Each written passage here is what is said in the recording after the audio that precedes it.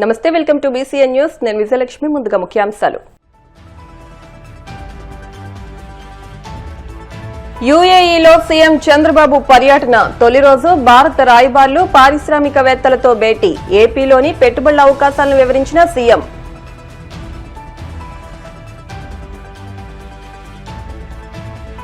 తుని బాలిక అత్యాచార కేసు నిందితుడు నారాయణరావు ఆత్మహత్య. రూరల్ పోలీస్ స్టేషన్ నుంచి కోర్టుకు తీసుకెళ్తుండగా చెరువులోకి దూకిన వైనం.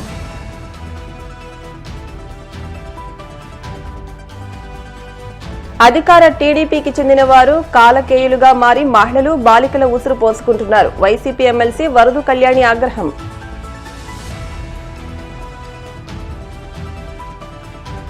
వాడపల్లి వెంకన్న ఆలయంలో ప్రత్యేక పూజలు. మంగళ వాయిద్యాల నడుమ శ్రీ స్వామి అమ్మవార్లకు మేలుకొలుపు సేవ, ఐశ్వర్యలక్ష్మి హోమం.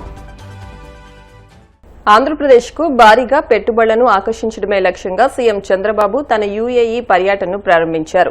తొలి రోజు పర్యటనలో భాగంగా సీఎం చంద్రబాబు దుబాయ్లోని భారత కాన్సోల్ జనరల్ సతీష్ కుమార్ శివన్, అబుదాబిలోని డిప్యూటీ చీఫ్ ఆఫ్ మిషన్ అమర్నాథ్లతో ప్రత్యేకంగా భేటీ అయ్యారు. ఈ సందర్భంగా ఏపీలో గ్రీన్ ఎనర్జీ, టెక్నాలజీ, పోర్టులు, లాజిస్టిక్స్, రియల్ ఎస్టేట్, డేటా సెంటర్లు, ఫుడ్ ప్రాసెసింగ్ వంటి కీలక రంగాల్లో ఉన్న పెట్టుబడి అవకాశాలను ఆయన వారికి వివరించారు. విశాఖపట్నంలో గూగుల్ సంస్థ $15 బిలియన్ భారీ పెట్టుబడితో ఏఐ డేటా హబ్ ఏర్పాటు చేయనుందన్న విషయాన్ని ఈ సమావేశంలో ప్రస్తావించారు. రాష్ట్రానికి ఉన్న 1054 కిలోమీటర్ల సుదీర్ఘ తీర ప్రాంతాన్ని సద్వినియోగం చేసుకుంటూ పోర్టులు, ఫిషింగ్ హార్బర్ల నిర్మాణాన్ని వేగవంతం చేశామని తెలిపారు. కాకినాడ జిల్లా తునిలో సంచలనం సృష్టించిన బాలిక అత్యాచారం కేసులో నిందితుడు తాటిక నారాయణరావు ఆత్మహత్య చేసుకుని మృతి చెందాడు. తొండంగి సమీపంలోని ఒక తోటలో బాలికపై నారాయణరావు అత్యాచారానికి ఒడిగట్టాడు. ఆ సమీపంలోని ఒక వ్యక్తి నారాయణరావు వ్యవహారాన్ని వీడియో తీశాడు. దీనిపై నారాయణరావును నిలదీశాడు. అనంతరం పోలీసులకు ఫిర్యాదు చేశాడు. ఈ విషయం తెలిసిన బాలిక కుటుంబ సభ్యులతో పాటు స్థానికులు నారాయణరావుకు దేహశుద్ది చేసి పోలీసులకు అప్పగించారు. అతడిపై పోక్సో చట్టం కింద కేసు నమోదు చేశారు. తుని రూరల్ పోలీస్ స్టేషన్ నుంచి కోర్టుకు తీసుకెళ్తుండగా మధ్యలో బహిర్భూమికి వెళ్తానని చెప్పి పట్టణ శివార్లోని కోమటి చెరువులో దూకినట్లు పోలీసులు తెలిపారు. గజ ఈతగాళ్ల సహాయంతో గాలింపు చర్యలు చేపట్టగా చెరువులో నిందితుడి మృతదేహం లభ్యమైంది. నిన్న సాయంకాలం తునిలో మీడియా సమావేశంలో ఎక్కువ అరెస్ట్ చేసి మీ అందరికి కూడా తెలియపరిచిన తర్వాత ఆయనకి మెడికల్ ఎగ్జామినేషన్ జరిగిన తర్వాత మళ్ళీ పోలీసు తీసుకుని వచ్చాం. రికార్డ్ అంతా తయారైన తర్వాత అరెస్ట్ ఇంటిమేషన్ అది ఇచ్చిన తర్వాత కోర్టుకి ఎస్కార్ట్ ఇచ్చి కోర్టుకి పంపించాం. కోర్టు వారికి కూడా రిక్వెస్ట్ చేసాం, కొద్దిగా లేట్ అయింది రిమాండ్ తీసుకుని, ఎందుకంటే లోకల్ గా మేము శాంతి భద్రతలు కానీ మిగిలిన విషయాలు కూడా చూసుకోవాలి కాబట్టి రాత్రి మీద పంపించడం జరిగిన తర్వాత మార్గ మధ్యంలో కోమటి చెరువు ఏదైతే ఉందో అక్కడ ఈ నిందితుడి యొక్క రిక్వెస్ట్ మేరకు వీళ్ళు ఆపారు. బండి ఆపి ఆయనకి నేచురల్ కాల్స్ నుండి లేదా బహిర్భూమి నుండి దానికి అవకాశం ఇచ్చారు. ఇచ్చినప్పుడు మిస్ చేయడని చెప్పి వాళ్ళు మాకు తెలియపరిచారు. మరి ఆయన పారిపోయాడా, ఎటువైపు వెళ్ళాడు ఏంటంటే వాళ్ళు ఆ చీకట్లో అయితే గమనించలేదు. శబ్దం అయితే వచ్చిందండి చెరువులో అన్నారు. కాబట్టి మ్యాక్సిమం చెరువు అని చెప్పేసి వెంటనే నేను మన అతని రూరల్ సీఏ గారు, టౌన్ సీఏ గారు వచ్చి ఏరియాంతా కూడా పరిశీలించడం జరిగింది. ఫైర్ సర్వీస్ వారికి కూడా ఆ టైంలో మనం ఇన్ఫర్మేషన్ ఇచ్చాం. వారు కూడా వచ్చారు. కానీ ఆ టైంలో పూర్తి స్థాయిలో ఆ వాతావరణానికి అనుకూలించుకో వాళ్ళైతే చేయలేదు. అంటే అప్పుడు ఇంకా పూర్తిగా చెరువులోనా లేకపోతే చుట్టుపక్కల ఎక్కడ ప్రాంతం నుంచి కన్ఫర్మ్ కూడా కాలేదు మాకు. ఇప్పుడు ఉదయం వచ్చిన తర్వాత ఈ గజయితగాలు రావడం ఇదంతా కూడా ఈ సెర్చ్ ఆపరేషన్స్ లో బాడీ ట్రేస్ అవడంతో దానికి రాత్రి వాళ్ళు ఏదైతే శబ్దం వచ్చిందని చెప్పారో దీనికి కూడా కరెక్ట్ అని చెప్పి ఇప్పుడు అనిపిస్తుంది. నేచురల్ కాల్స్ అన్నది అది కూడా ఒక రకమైన హ్యూమన్ రైట్. అది కూడా ఒక రకమైన మనం దాన్ని నిరాకరించడానికి లేదు. స్టాఫ్ ఉన్నారు. కూటమి ప్రభుత్వం ఏర్పడిన నాటి నుంచి రాష్ట్రంలో అధికార తెలుగుదేశం పార్టీకి చెందిన వారు కాలకేయులుగా మారి మహిళలు, బాలికల ఉసురు పోసుకుంటున్నారని ఎమ్మెల్సీ వైసీపీ మహిళా విభాగం అధ్యక్షురాలు వరదు కళ్యాణి ధ్వజమెత్తారు. తాడేపల్లి వైసీపీ కేంద్ర కార్యాలయంలో ఆమె మీడియాతో మాట్లాడుతూ తాము ఎటువంటి అఘాయిత్యాలకు పాల్పడినా అధికార పార్టీ తమను కాపాడుతుందని, కూటమి ప్రభుత్వం తమకే అండగా నిలుస్తుందనే ధీమా నిందితుల్లో పెరిగిపోయిందని అన్నారు. కూటమి ప్రభుత్వం వచ్చిన తర్వాత రోజుకు 70 నుంచి 80 సంఘటనలు, అంటే గంటకు 3-4 ఘటనలు మహిళలు, బాలికలపైన జరుగుతున్నాయని అన్నారు. ఒక మహిళా హోంమంత్రి ఉన్న రాష్ట్రంలోనే మహిళలకు కనీస రక్షణ లేని దారుణమైన పరిస్థితి నెలకొందని దుయ్యబట్టారు. ఈ రాష్ట్రంలో కూటమి ప్రభుత్వం అధికారంలోకి వచ్చాక మహిళల మీద ఇలాంటి అఘాయిత్యాలు చేసే వాళ్ళకి ఎటువంటి శిక్షలు ఉండవు అని ధైర్యంతో ఈ విధంగా వాళ్ళు వ్యవహరిస్తూ ఉండే పరిస్థితి. తునిలో జరిగిన సంఘటన తీసుకుంటే గురుకుల పాఠశాలలో 8వ తరగతి చదువుతున్న బాలిక. అసలు గురుకుల పాఠశాలలో అమ్మాయిల్ని ఇలా ఎలా పంపిస్తున్నారు? ఈ కూటమి ప్రభుత్వంలో ఆడబిడ్డలకు రక్షణ లేదా? ఒక మహిళ హోంమంత్రిగా ఉన్న రాష్ట్రం, ఆమె సొంత నియోజకవర్గానికి పక్క నియోజకవర్గం, అందులో ఒక బాలికకి ఎలాంటి సంఘటన జరిగింది? ఆ నియోజకవర్గానికి ఎమ్మెల్యే కూడా ఒక మహిళ, పక్కనే ఉన్న నియోజకవర్గానికి కూడా ఎమ్మెల్యే మహిళ, చుట్టుపక్కలంతా మహిళలే ఎమ్మెల్యేలుగా ఉన్నారు, ఒక ఆమె హోమ్ మినిస్టర్గా ఉన్నారు. అయినా బాలికలకు రక్షణ లేదు.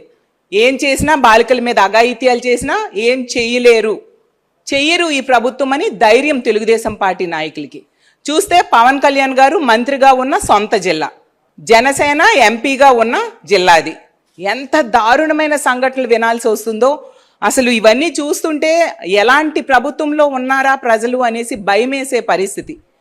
ఆ వ్యక్తి తెలుగుదేశం పార్టీ నాయకులకి చాలా సన్నిహితుడు. అతని కుటుంబం అంతా కూడా తెలుగుదేశం పార్టీలో ఉండడం జరిగింది. అతని కుటుంబ సభ్యులు అతను తెలుగుదేశం పార్టీ నాయకులతో ఉన్న ఫోటోలు కూడా మనం చూడడం జరిగింది. యాక్చువల్గా ప్రభుత్వంలో ఉండే వాళ్ళకి బాధ్యత ఎక్కువ ఉంటుంది. వాళ్ళు రక్షణ ఇవ్వాల్సిన బాధ్యత, ఓట్లేసి గెలిపించారు ప్రజలు కాబట్టి ప్రజలకి రక్షణ ఇవ్వాల్సిన బాధ్యత ప్రభుత్వంలో ఉండే వ్యక్తులకి ఎక్కువ ఉండాలి. కానీ ఈ కూటమి ప్రభుత్వంలో తీసుకుంటే అలాంటి బాధ్యత లేదు సరికదా, వాళ్ళే ఇలాంటి అఘాయిత్యాలకి పాల్పడుతూ ఉన్నారు. ఈరోజు తీసుకుంటే కల్తీ మద్యం తయారు చేస్తున్న వాళ్ళు టీడీపీ వాళ్ళే, మహిళల మీద అఘాయిత్యాలు చేస్తున్న వాళ్ళు టీడీపీ వాళ్ళే, మహిళల్ని హత్యలు చేస్తున్న వాళ్ళు టీడీపీ వాళ్ళే, మహిళల మీద అత్యాచారాలు చేస్తున్న వాళ్ళు టీడీపీ వాళ్ళే. ఎంత దారుణంగా ఉందంటే ఈ రాష్ట్రంలో ఈ కూటమి ప్రభుత్వం వచ్చాక ఒకవైపు మద్యము, గంజాయి, డ్రగ్స్ విపరీతంగా పెరిగిపోయి డోర్ డెలివరీ అవుతూ ఉండే పరిస్థితి మనం చూస్తూ ఉన్నాము. ఏమంటే చంద్రబాబు నాయుడు గారు మహిళల మీద ఎవరైనా చేయి వీస్తే అదే వాళ్ళకి చివరి రోజు అంటారు. గంజాయిని లేకుండా రూపుమాపుతామని చెప్తారు. హోమ్ మినిస్టర్ గారు అయితే 100 రోజుల్లో గంజాయి లేకుండా చేస్తామని చెప్తారు. తాట తీస్తాం, మహిళల మీద ఎవరైనా చేయేస్తే తాట తీస్తామని చెప్తారు పవన్ కళ్యాణ్ గారు. చూస్తే అవన్నీ చేతల్లో కనిపిస్తున్నాయా అని నేను అడుగుతూ ఉన్నాను. అసలు ఈ రాష్ట్రంలో మహిళలకి బ్రతికే హక్కు లేదా? ఇంట్లో ఉన్నా రక్షణ లేదు, బయటికి వెళ్ళినా రక్షణ లేదు, స్కూల్లో రక్షణ లేదు, హాస్టల్స్లో రక్షణ లేదు. ఇంత దారుణమైన పరిస్థితిని నెలకొని ఉంటే ముఖ్యమంత్రి గారు, డిప్యూటీ సీఎం గారు, మహిళా హోంమంత్రి గారు ఏం చేస్తూ ఉన్నారు? కనీసం మహిళల రక్షణ కోసం ఎటువంటి చర్యలైనా తీసుకుంటూ ఉన్నారా? ఈ తుని సంఘటన తీసుకుంటే ఆ అమ్మాయి మీద అతను అత్యాచార యత్నం చేస్తే తిరిగి అది పట్టుకున్న వ్యక్తి మీద కేసు పెట్టడానికి పోలీసులు ప్రయత్నించారు. అంతేకాకుండా పోలీసులు చెప్తారట పట్టుకున్న వ్యక్తి మీద తిరిగి పోక్సో కేసు పెడతామని బెదిరిస్తున్నారట. మా వైఎస్ఆర్ కాంగ్రెస్ పార్టీ నాయకులు ఆ వ్యక్తికి శిక్షించాలని గట్టిగా ప్రెషర్ పెట్టేంత వరకు కనీస చర్యలు తీసుకోలేదంట. పట్టుకున్నా కూడా పోలీస్ స్టేషన్స్ అంటే కేసుని డైల్యూట్ చేయడానికి పోలీస్ స్టేషన్స్ చుట్టూ తిప్పడం అంట. ఎక్కడైతే ఏ సిఐ ఏ ఎస్ఐ అయితే ఆ కేసుని పెద్దగా పట్టించుకోరో అలాంటి పోలీస్ స్టేషన్కి తీసుకెళ్లి దీన్ని డైల్యూట్ చేయడానికి, కేసుని ఈ సంఘటనని డైల్యూట్ చేయడానికి ప్రయత్నించడం అంట. అంటే ఎంత దారుణమైన పరిస్థితులు ఈ రాష్ట్రంలో నెలకొని ఉన్నాయో మనం అర్థం చేసుకోవచ్చు. ఎంత ఘోరం అంటే ఈ కూటమి ప్రభుత్వం అధికారంలోకి వచ్చాక 9% రేట్స్ పెరిగాయి, 4% క్రైమ్ రేట్ పెరిగింది. అంటే ఎంత ఘోరంగా మహిళల రక్షణ, ప్రజల రక్షణ కూటమి ప్రభుత్వం గాలి కొదిలేసింది అనే విషయం మనం అర్థం చేసుకోవచ్చు. నిన్న తునిలో జరిగింది, మొన్న రాజమండ్రిలో. డిప్యూటీ సీఎం గారి పక్క జిల్లా రాజమండ్రిలో ఒక మైనర్ బాలికని, సాంఘిక సంక్షేమ హాస్టల్లో చదువుతున్న మైనర్ బాలికని ఒక యువకుడు బయటికి తీసుకువెళ్లి అత్యాచారం చేయడం జరిగింది. హాస్టల్స్ లో చదువుతున్న ఆడబిడ్డలకు రక్షణ ఈ కూటమి ప్రభుత్వం ఇవ్వదా నేను అడుగుతూ ఉన్నాను.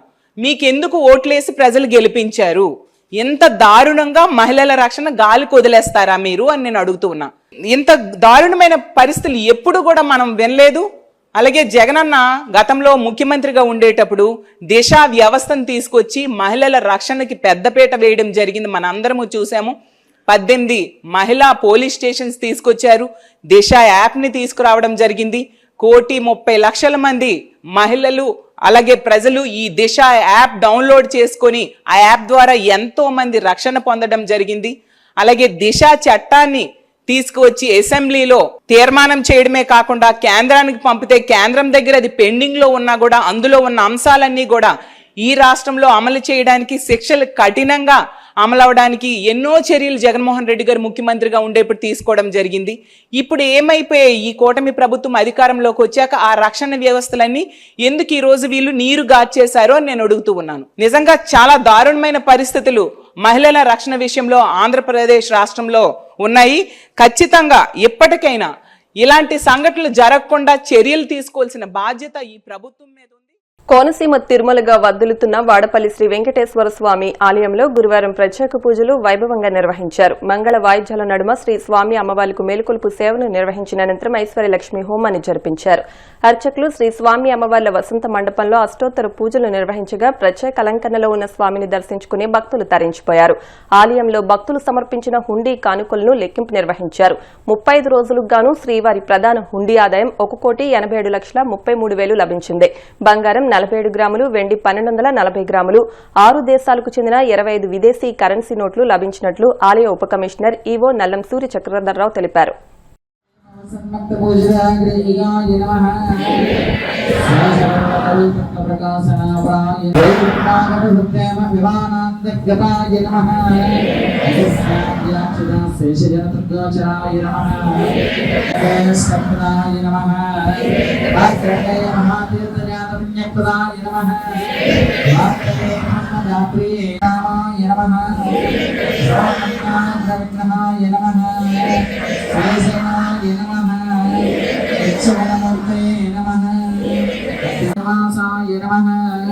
సర్వప్రజ్ఞోచరాయ నమః నారాయణార్పిత శేషజనతృషయాయ నమః హృదయారసికాయ నమః వృషభప్రియాయ నమః ఓం సుబ్రహ్మణ్య సుదివ్యవ్రాత్రయే నమః మధుపాతిరే నమః కృష్ణాఖ్యాత వేదాంతదేశకత్వప్రదాయ నమః ఓం నమోకాభ్రవాసనే నమః ముకుందాయ నమః విశ్వదాయనే నమః ఫలాయుత జగత్తేత్ర సంస్థప్రదాయనే నమః ప్రదానం బుద్ధాయ మార్గయ ఆరోగ్యమైన సోకానమత దేవతాయ కరుణాయ లోకమాత్రయ మతప్రేమ